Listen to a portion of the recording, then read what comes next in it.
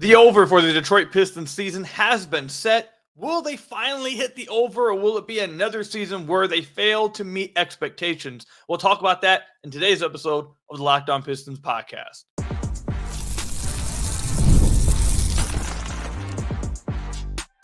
You are Locked On Pistons, your daily Detroit Pistons podcast, part of the Locked On Podcast Network, your team every day. What's the deal? Welcome back to another episode of the Locked On Pistons podcast. Per usual, I'm your host, Kuka Hill. You can find me over on Twitter at Kuka Hill. I want to thank you guys for making Locked On Pistons your first listen of every single day. We are free and available on all your podcast platforms. If you haven't already, head to the YouTube channel at Locked On Pistons. Hit that subscribe button or leave us a 5-star review on whatever podcast platform you're listening to this on. There's another great way to support the podcast. And today's episode is brought to you by Game Time. Download the Game Time app, create an account, and use code LOCKEDONNBA for $20 off your first purchase. Terms apply. You'll hear more about Game Time a little later. In today's episode, we'll be talking about what specific skill I believe would unlock Ausar Thompson and the rest of the Detroit Pistons. Also, Chauncey Billups went on 7 p.m. in Brooklyn, which is Carmelo Anthony's player podcast. And we had another comment about what happens if Melo goes to the Pistons in 2004. I just want to briefly touch on that at the end of the podcast, so stay tuned for that. But what we're going to talk about to start off is, which is, I think it's kind of become a little bit of like a running joke with the. I mean, I don't know if I'd say a running joke. It's been a little bit of a bit. It's been the Pistons over under each year.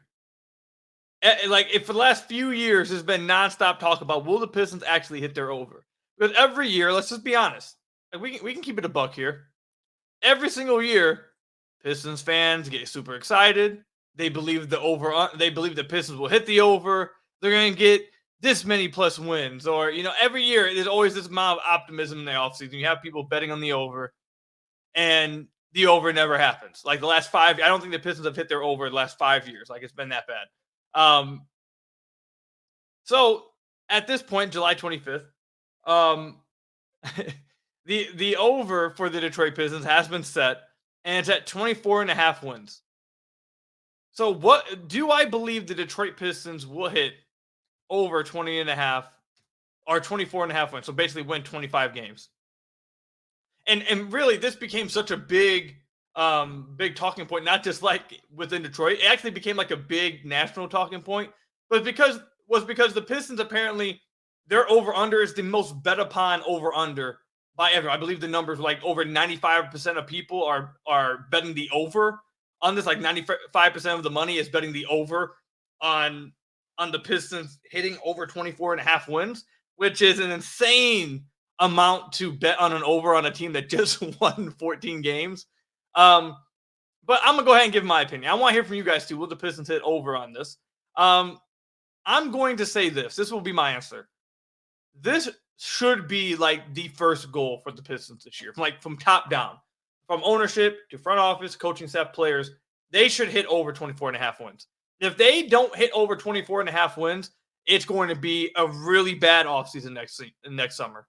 Like, it's going to be a lot of tough talk. There's going to be a lot of moves I think will be made, a lot of disappointment.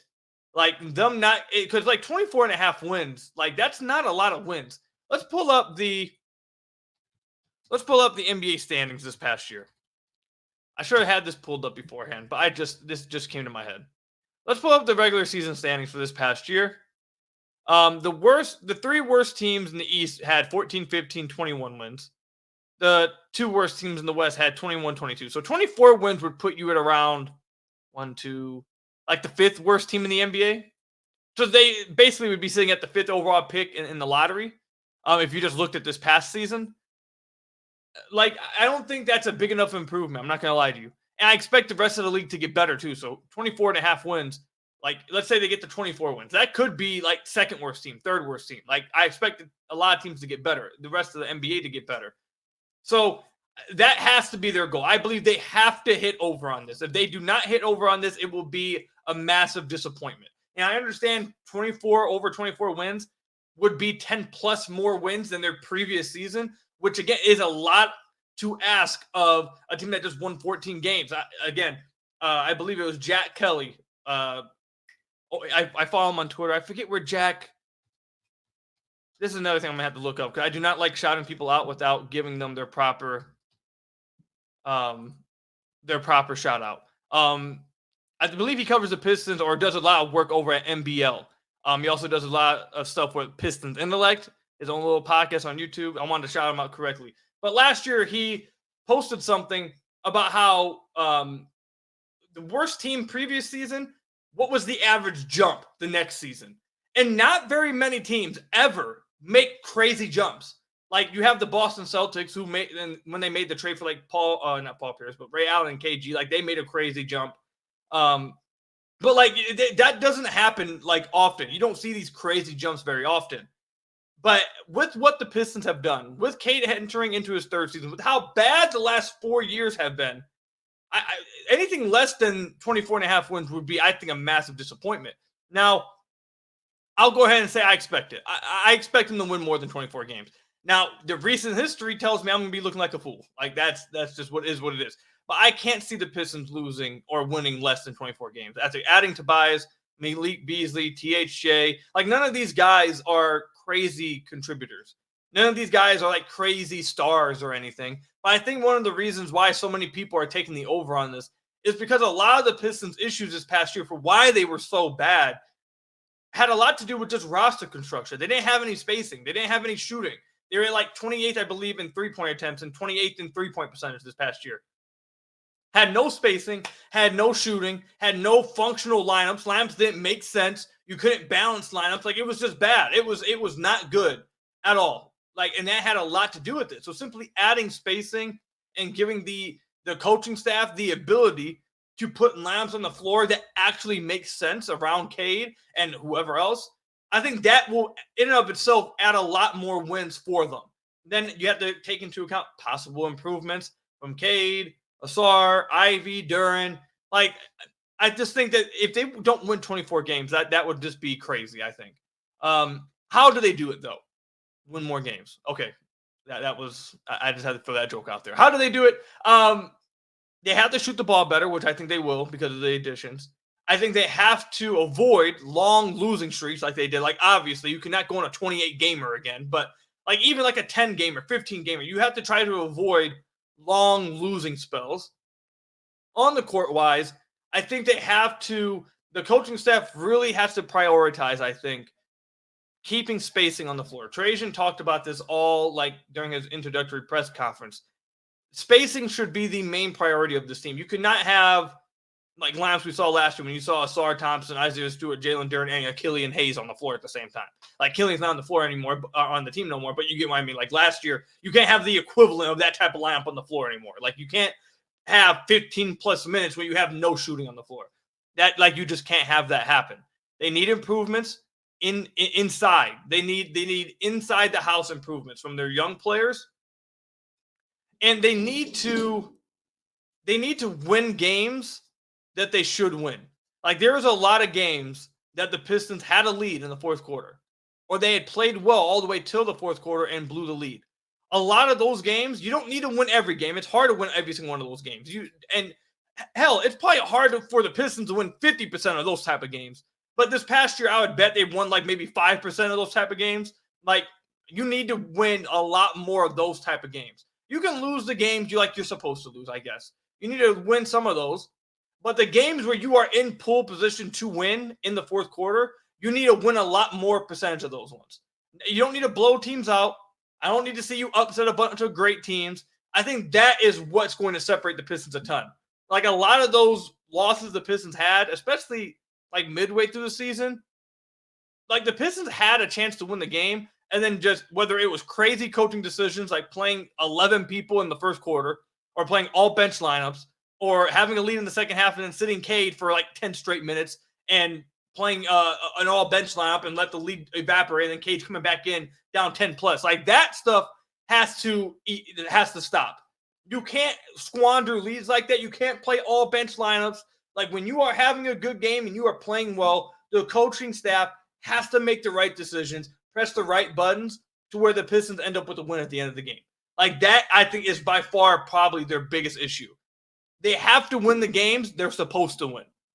Now, the Pistons may not go into many games like as favorites. That's not what I mean. Like I just explained, when you are playing well throughout the whole game and you are in the fourth quarter and you have the lead, Cade comes out the game and you have a pretty good lead, you cannot watch every lead evaporate and then also go down 10 by the time he comes back in. Like that can't happen. That happened probably like 6 or 7 times this past year, especially like after February. Like it was madness. It was just straight up madness. So I think that's what they have to do to hit over 24.5 wins. I don't think that should be hard for them. If they don't hit that, I think things had to have went wrong in multiple areas. And there's going to be multiple moves made mid-season, maybe even before mid-season like that. If they don't hit that, that'd be crazy to me. And I understand that may sound a little wild for a team that just won 14 games, but I just can't. 24 games is not a lot of games, man. Like that's not a lot of games you have to win. So let me know what you guys think. Comment section down below or over on Twitter at Kuka Hill. Do you guys think the Pistons will win more than 24.5 games? Let me know. Again, comment section down below or over on Twitter at Kuka Hill. This particular skill not only will unlock Ausar Thompson if he develops it, but it will unlock the Detroit Pistons this upcoming season.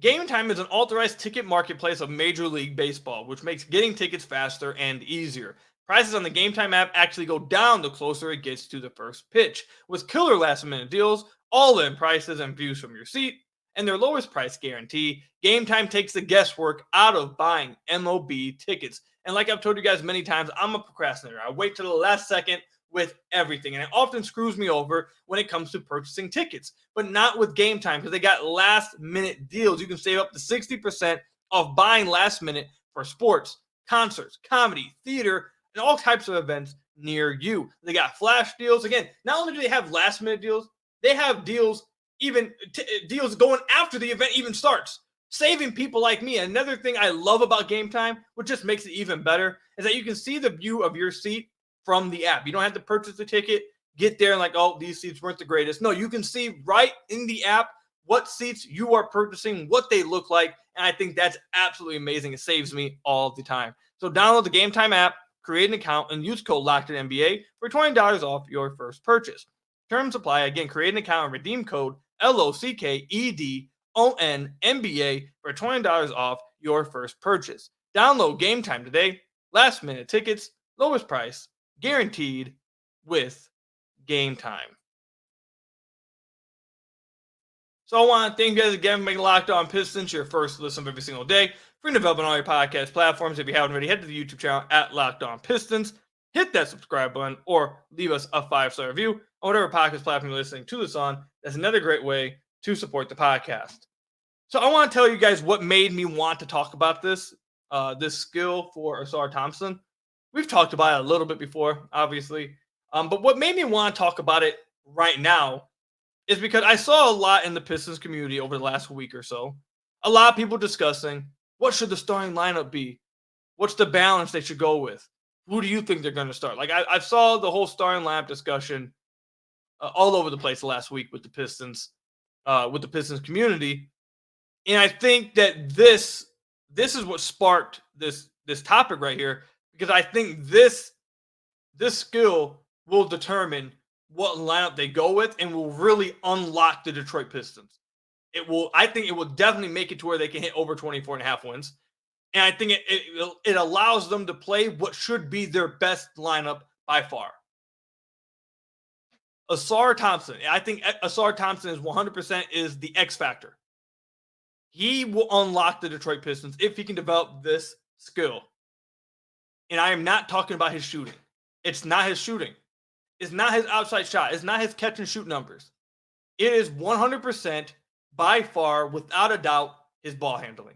If he unlocks that ball handling, if he improves upon his ball handling, that will completely unlock the Detroit Pistons and will make such a huge difference with this team.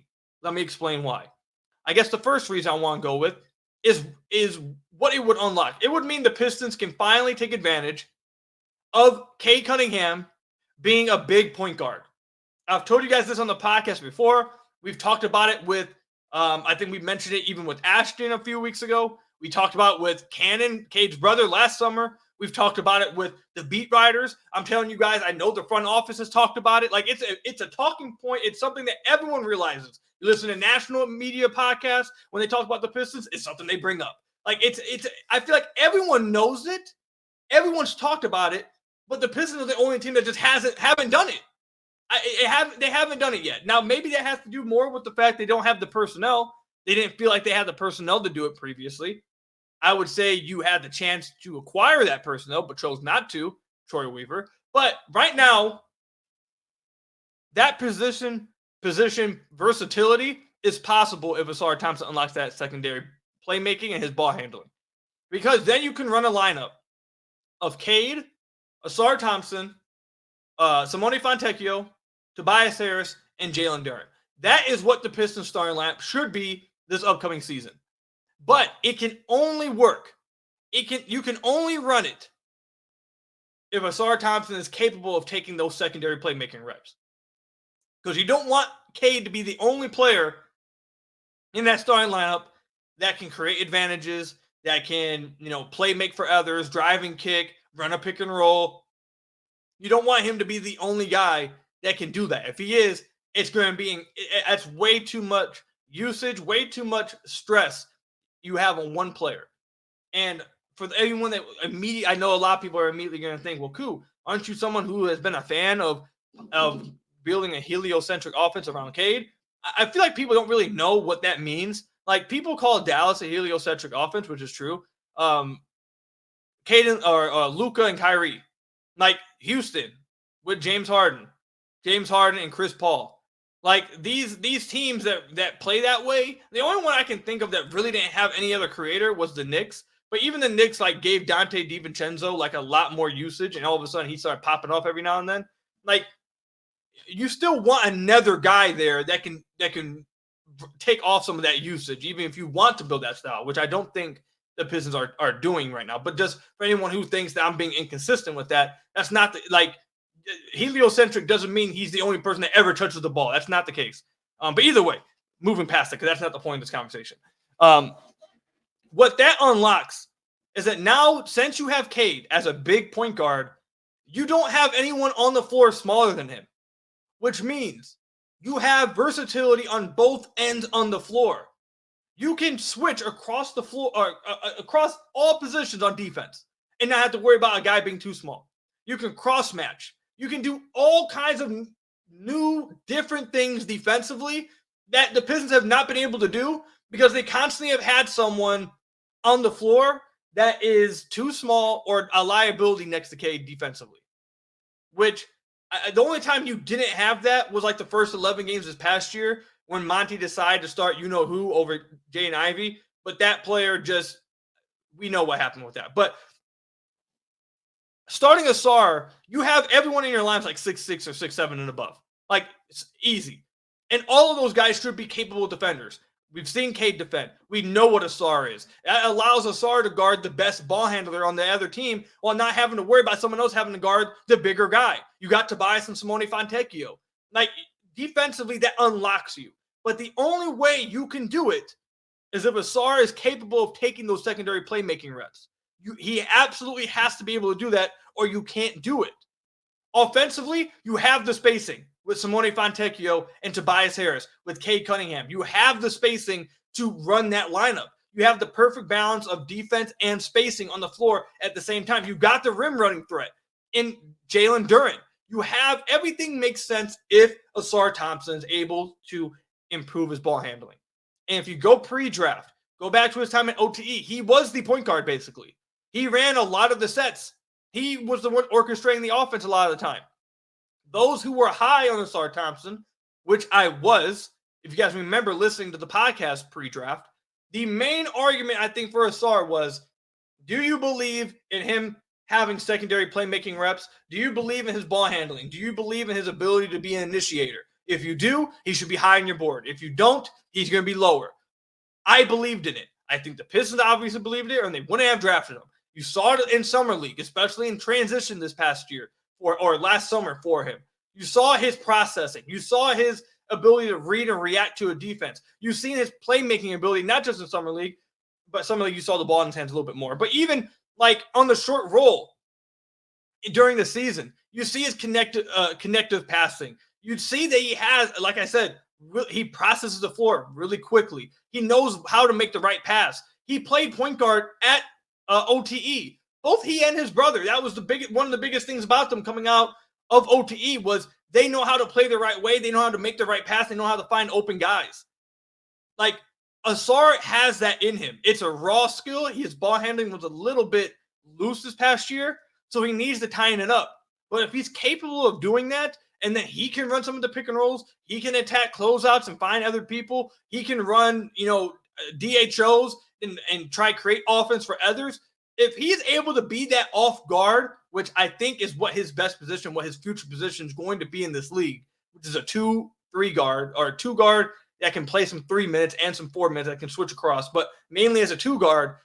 If he's able to do that, I think it unlocks the Pistons completely. That starting lineup, I think by far, easily to me, should be the best lineup for them to play.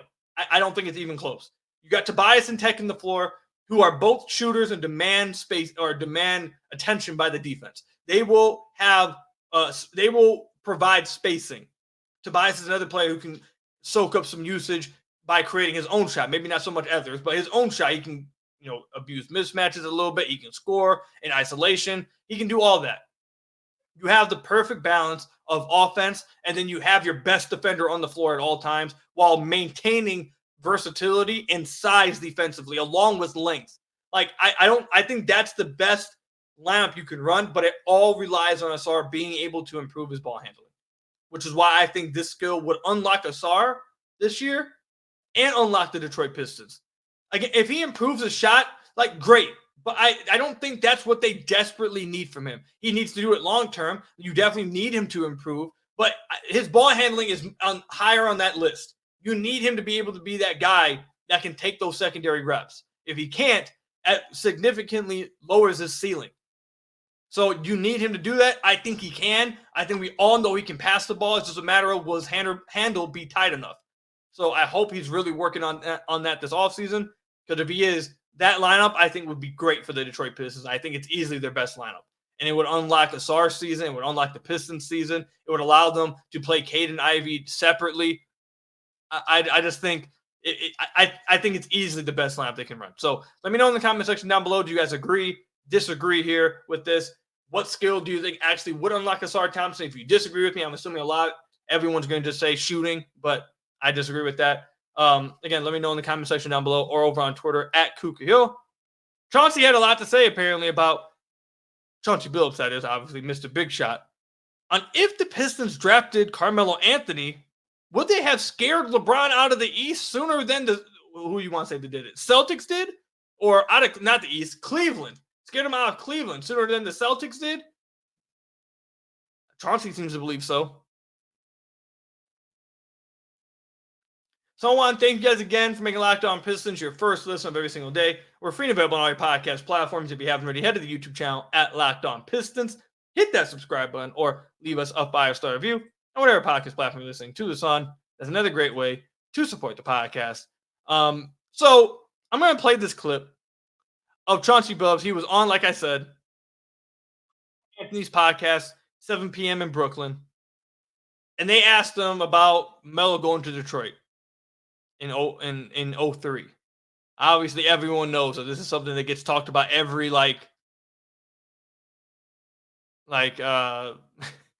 every offseason, I would say. Like, damn near every offseason, every few months, this gets brought up by somebody. Melo should have went to Detroit. Like, that whole thing gets brought up. But it's the offseason, we're doing it again.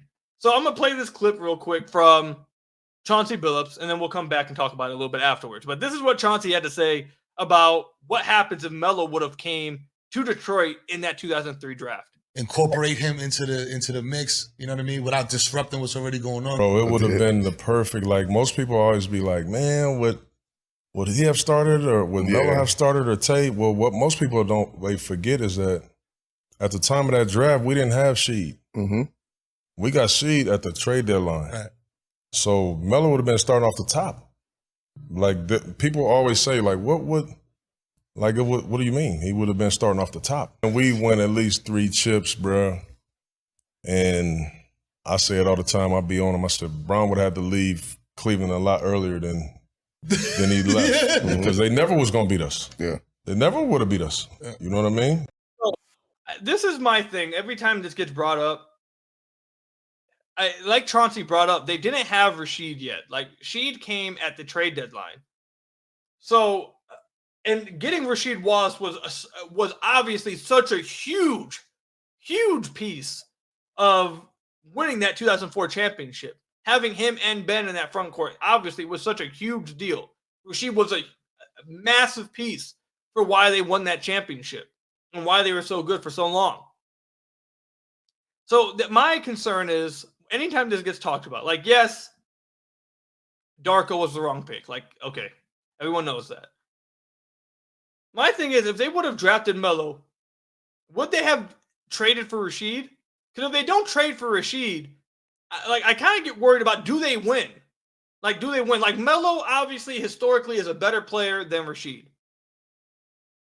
But in that season, if drafting Melo stops you from going after Rasheed, like that, I don't know, man. I feel like that might hurt. I feel like that might hurt them more than people think.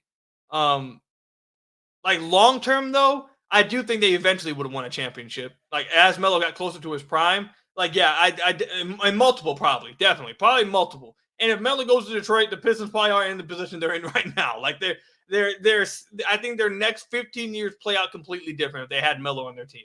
But, I mean, yeah, I think they would have won maybe at least 2, I think. At least 2. I don't know if they would have won it in 2004 because if they get Rasheed, now that's a different story. If they get Rasheed along with Melo, oh yeah, they're winning like 3 or 4. That's a dynasty. They would have been a dynasty. If they got Melo and then still traded for Rasheed, yeah, definitely. They would have won a champ. They would have won quite a few. Like, definitely. Easy, I think. Easy. But you have to get Rasheed. If you don't get Rasheed, now I get a little concerned. I just get a little concerned. For the LeBron part, all I'll say is this. The worst memory of my life, my childhood, not my life, let me not say that. That's a little extreme. The worst memory of my childhood when I was a Pistons fan as a kid was I was living in Tennessee. I just moved from Michigan to Tennessee. My mom moved me to Tennessee to take me to school. I was obviously watching the Pistons play the Cleveland Cavaliers. And it was that 07, I believe it was 07 when LeBron did what he did. It wasn't that LeBron game that killed me. The LeBron game isn't the one that killed him. When he scored that, 28 in a row or something, that wasn't what stabbed me through the heart. That wasn't what killed me. It was the next game after that when Boobie Gibson turned into Steph Curry, and I watched him hit like 10 threes. I don't know how many exactly in that game, but it had to have been close to 10.